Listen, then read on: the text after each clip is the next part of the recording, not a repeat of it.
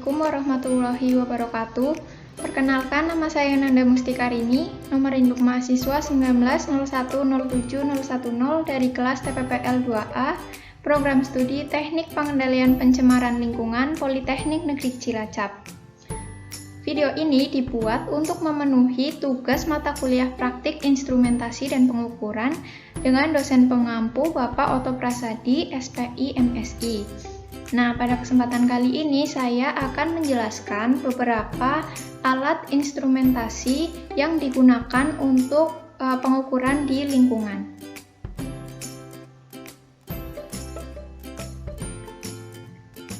Nah, pada kesempatan kali ini saya akan menjelaskan 3 alat instrumentasi.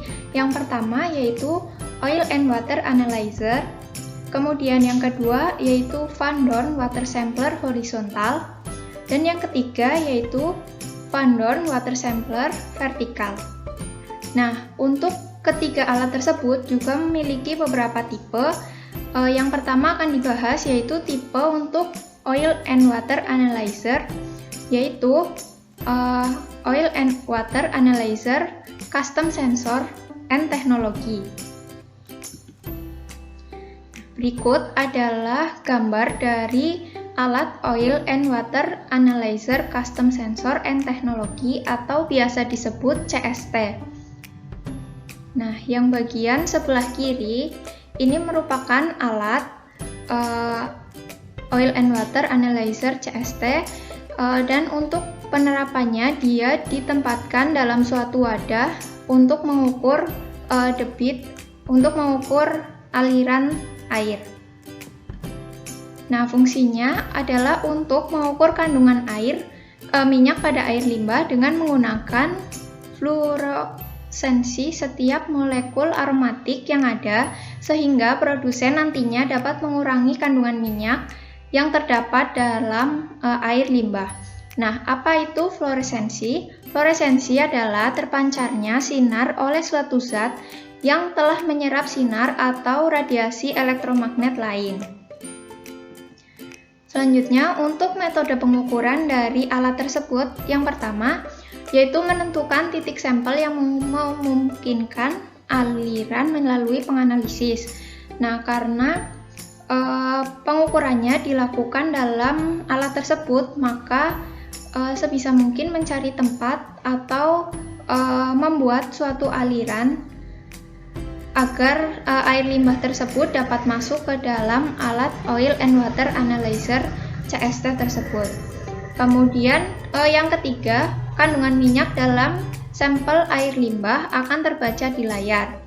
Dan setelah terbaca di layar, kemudian aliran tersebut masuk ke proses selanjutnya atau masuk ke pembuangan. Dan di dalam alat tersebut juga memiliki teknologi pembersihan sendiri. Nah, selanjutnya untuk cara kerja dari Oil and Water Analyzer CST, yaitu alat tersebut berisi fotometer PX2 plus UV yang menggunakan filter optik untuk memberikan eksitasi atau emisi tertentu rentang panjang gelombang yang dipilih bertepatan dengan fluoresensi minyak. Fluoresensi terjadi ketika molekul menyerap energi cahaya pada satu panjang gelombang dan memancarkan kembali cahaya pada panjang gelombang yang lain. Nah, panjang gelombang di mana maksimum absorpsi yang terjadi disebut panjang gelombang eksitasi. Dan itu panjang gelombang di mana emisi maksimum terjadi disebut sebagai panjang gelombang emisi. Selanjutnya untuk spesifikasi alat Oil and Water Analyzer CST, spesifikasi secara umum menggunakan prinsip pengukuran fluoresensi UV, kemudian sumber cahayanya yaitu lampu flash xenon, detektor PMT atau photodiode silikon, kabel serat optik 2 meter dengan inti 600 mikron, contoh pendahuluan yaitu in situ atau ekstraktif. Dan untuk selanjutnya calibration analyzer menggunakan sampel pelanggan dengan pengukuran dinormalisasi dengan menetapkan sampel skala penuh setiap 1-2 bulan. Selanjutnya rentang atau pengulangannya yaitu 0 sampai 3000 ppm dengan kurang lebih 1% dari skala penuh. Waktu responnya yaitu 1 detik. Kebutuhan daya nominalnya 24 VDC atau 12-48 VDC dengan maksimal 8,5 watt. Dimensi fotometernya yaitu 2,8 dikali 4,5 dikali 9,5. Untuk berat fotometernya yaitu 3,5 lbs atau sekitar 1,6 kg. Selanjutnya, spesifikasi untuk kandang atau wadah dari alat tersebut yaitu menggunakan aluminium anodized NEMA 4X. Untuk suhu operasi elektroniknya 5 derajat Celcius sampai 50 derajat Celcius. Suhu penyimpanan elektroniknya minus 20 derajat Celcius hingga 50 derajat Celcius. Selanjutnya, spesifikasi untuk pemeriksaan fluoresensi permukaan depan. Untuk bahan basah, bodi 316SS, jendela safir, dan segel Viton. Kemudian untuk peringkat suhunya 0 sampai 400 derajat Fahrenheit, peringkat tekanan 2000 PSI, panjang penyisipan 8,66 atau 220 mm. Selanjutnya untuk komunikasi outputnya yaitu 4 sampai 20 mA RS485 Modbus atau USB-B. Alarm menggunakan penutup kontak 60 VDC atau 0,75 ampere. Selanjutnya untuk tampilannya yaitu LCD sentuh kapasitif 3,2. Nah, selanjutnya yang kedua yaitu tipe Oil and Water Analyzer Mirmorex atau untuk alatnya sendiri itu namanya Mirmorex Oil and Water Analyzer. Nah, berikut adalah gambar dari alat Mirmorex Oil and Water Analyzer. Nah, untuk alatnya sendiri yaitu yang terdapat pada bagian pipa ini. Selanjutnya, untuk fungsi dari alat tersebut yaitu menganalisis minyak dan partikel yang terdapat pada air yang didasarkan pada teknik pengukuran ultrasonik, di mana gema akustik individu menggunakan pemrosesan sinyal tingkat lanjut. Untuk metode pengukurannya, yaitu yang pertama, air limbah mengalir dalam pipa dan melalui alat Mirmorex Oil and Water Analyzer. Selanjutnya, ultrason dalam alat akan mengukur partikel minyak dan pasir. Yang ketiga, partikel minyak dan pasir memberikan respon yang berbeda, sehingga kita dapat mengklasifikasikannya secara individual untuk memberikan konsentrasi dan ukuran partikel, sedangkan gas akan dibuang dari pengukuran. Selain untuk mengukur konsentrasi minyak dan partikel pasir, alat ini juga memiliki reflektor akustik yang memungkinkan untuk melakukan pengukuran salinitas dan suhu air. Nah, hasil dari pengukuran tersebut akan terbaca pada layar. Selanjutnya, untuk cara kerja dari Mirmorex Oil and Water Analyzer yaitu didasarkan pada ultrasonik teknik pengukuran, di mana gema akustik individu dicirikan menggunakan pemrosesan sinyal tingkat lanjut. Sinyal akustik yang sangat terfokus dikirim langsung ke aliran air yang dihasilkan. Kemudian refleksi dan penyerapan sinyal memberikan berbagai pengukuran akurat. Di wilayah fokus, padatan individu, tetesan minyak, dan gas gelembung akan memantulkan energi akustik, dan masing-masing dipantulkan sinyal akan menyimpan informasi spesifik partikel. Berdasarkan besar jumlah pengukuran langsung, monitor menghitung min atau rata-rata dari ukuran partikel untuk minyak dan pasir, distribusi ukuran, dan juga jumlah partikel yang digunakan untuk menghitung korespondensi nilai konsentrasi.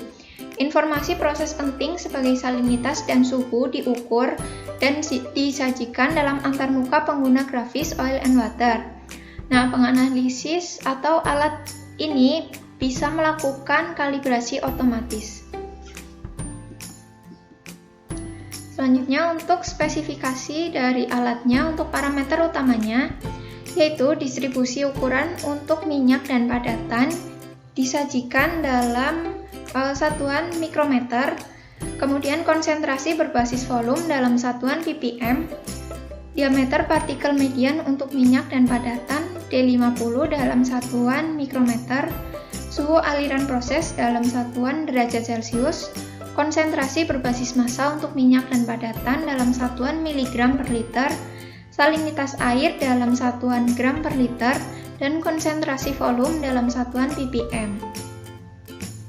Spesifikasi selanjutnya untuk rincian antarmuka listrik, untuk standarnya yaitu sumber daya listrik 18 sampai 36 VDC dengan konsumsi daya 29 Watt normal dan maksimal 70 Watt saat startup. Untuk komunikasi serialnya secara standar RS485 dan protokol Modbus RTU. Untuk opsi tersedia sumber daya listrik dalam VAC yaitu 90 sampai 264, konsumsi daya maksimum 36 Watt, komunikasi serial 4 sampai 20 miliampere atau Hz atau Ethernet. Untuk protokolnya yaitu CAN bus dan field bus. Selanjutnya untuk kinerja dan karakteristik sistem, rentang konsentrasi minyak 0 sampai 100 ppm, padatan 0 sampai 100 ppm.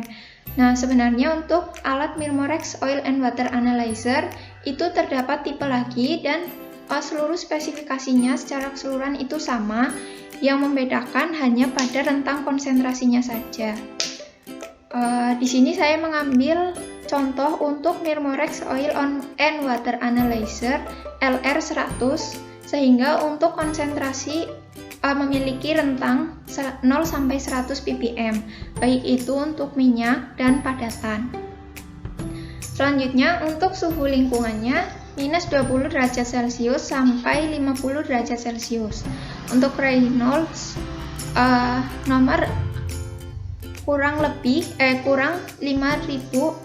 dari 5000. Untuk pengulangannya yaitu 99% relatif, salinitas 0 sampai 350 gram per liter NaCl, tekanan operasi 200 gram per gram, kecepatan aliran 0,2 sampai 3,6 meter per sekon, suhu operasional minimal 0 derajat Celcius, maksimal 90 derajat Celcius, atau 120 derajat Celcius non-ATEX.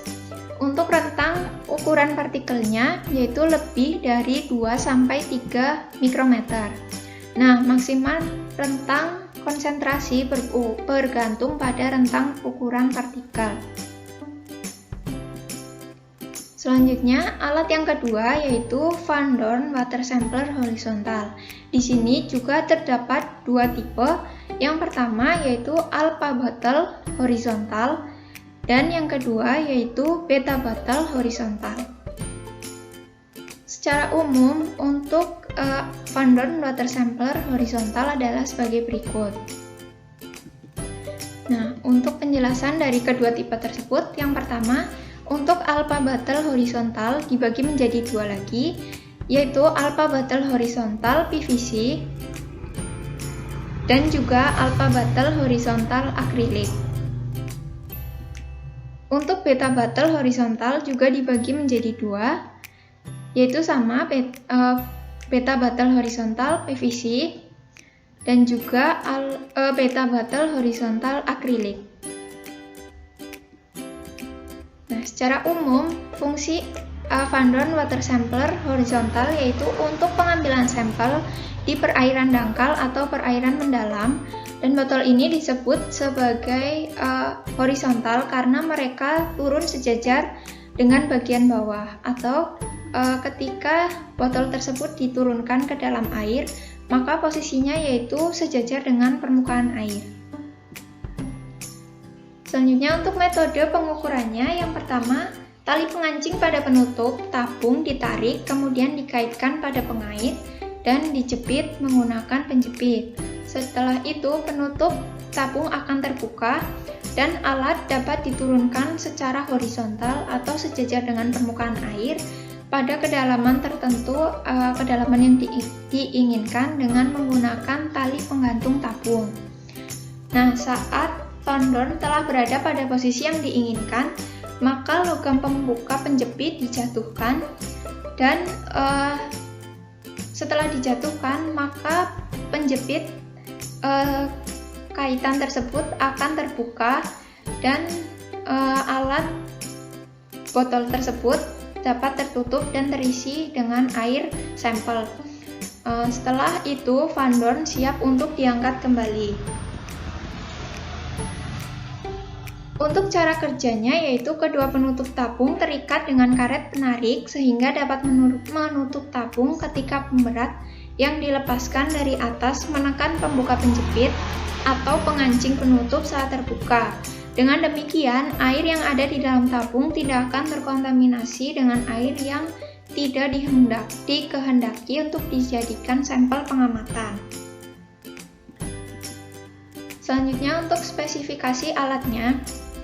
Untuk alpha bottle horizontal dan beta bottle horizontal terdapat pembagian lagi, yaitu berdasarkan volume air yang dapat ditampung, yaitu 2,2 liter, 3,2 liter, dan 4,2 liter.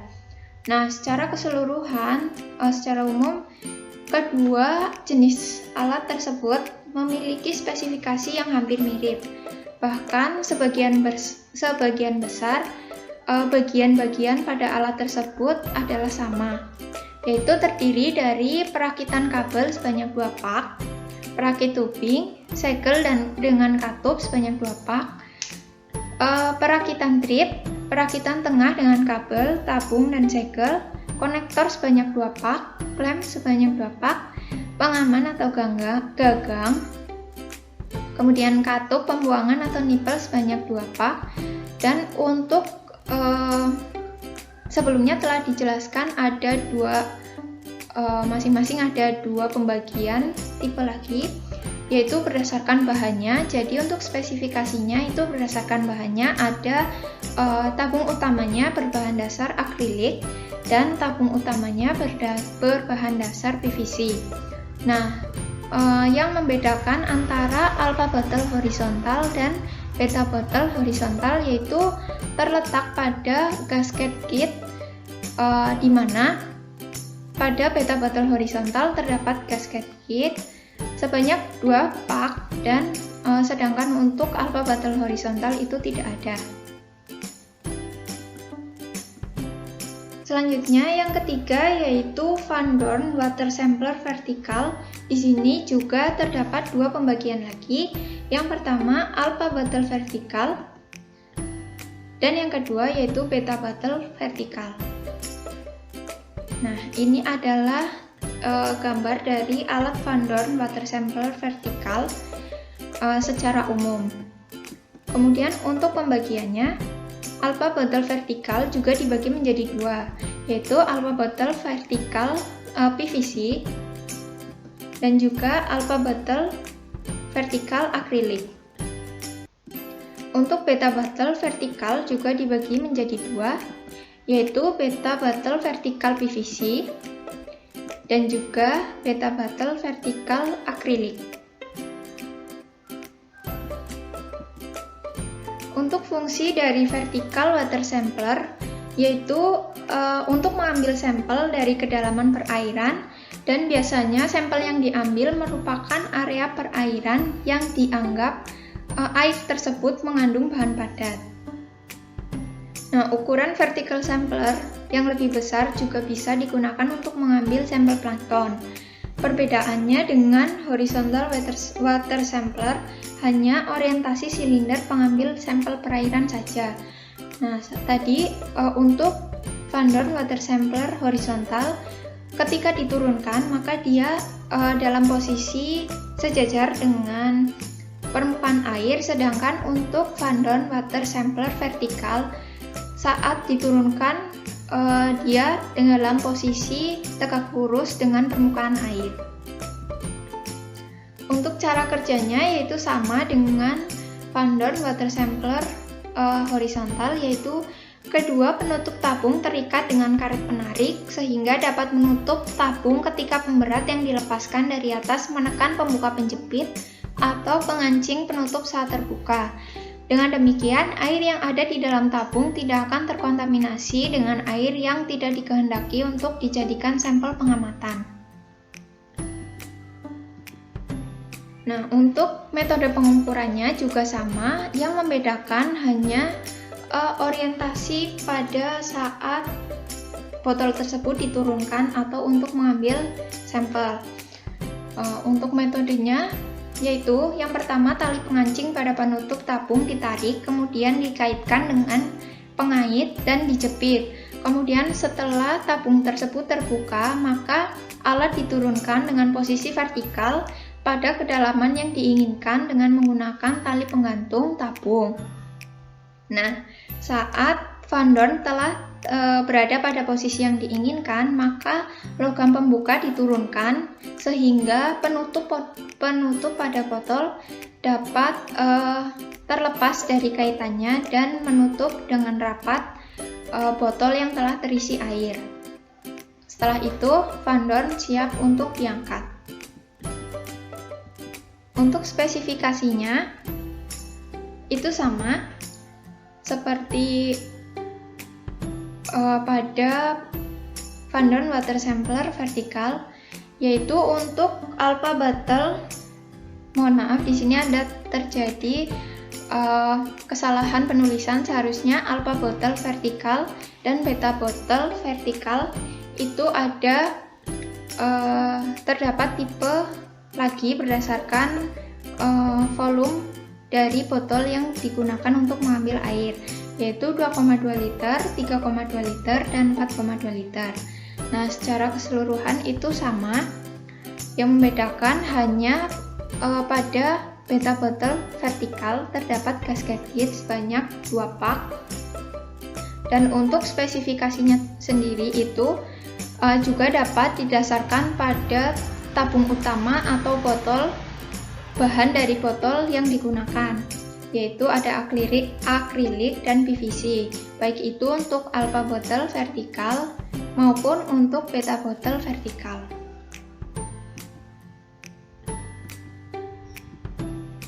Sekian yang dapat saya sampaikan. Apabila dalam menyampaikan materi terdapat banyak kekurangan, saya mohon maaf. Wassalamualaikum warahmatullahi wabarakatuh.